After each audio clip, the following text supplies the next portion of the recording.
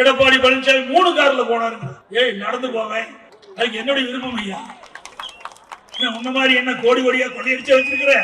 முதல்ல விமானத்துல இருந்து இறங்குதையோ அண்ணன் தம்பித்துறை கார்ல போனேன். அவரு அங்கேயே இறக்கி விட்டு அவர் வீட்டுக்கு போயிட்டார். நான் அங்கிருந்து வேற கார்ல ஹோட்டலுக்கு போனேன். ஒரு தங்கி இருக்கிற ஒரு நண்பர் இடத்துக்கு போய் பார்க்கறதுக்காக போனேன். அதுக்கு பிறகு நான் தங்கி இருந்த இடத்துல இருந்து வேற ஒரு கார் ஒரு நண்பர் கொடுத்தார். அதுல இருந்து நான் உள்துறை அமைச்சர் பார்க்க போனேன். இதுல என்னையா தவறு இருக்குது? இதுல என்ன கண்டுபிடிச்சிட்ட சொல்லுப்பா.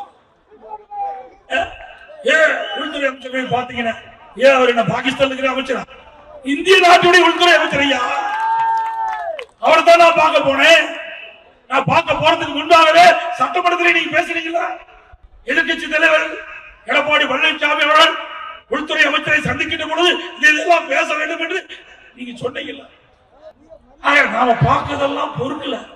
ஏன்னா எப்ப பார்த்தாலும் ஸ்டாலின் பேசுறாரு நாடாளுமன்றத்தில் 39க்கு 39 வெற்றி விட்டு விட்டோம் என்று. ஏன்னா அத்தனை பேர் பெஞ்ச தேய்ச்சிட்டு இருக்காங்களா நாடாளுமன்றத்தில்? எங்க எம்பி குமரகுரு மட்டும் ஜெயிச்சிருந்தா என்னுடைய வேட்பாளர்